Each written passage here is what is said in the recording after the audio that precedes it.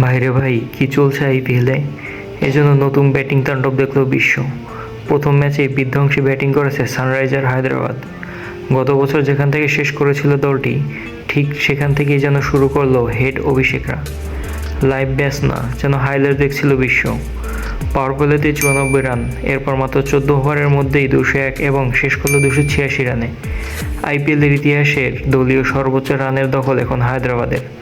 কখনো Travis head, কখনো অভিষেক শর্মা, তো কখনো ঈশান কিষান, আবার কখনো হেনরিক ক্লাসেন।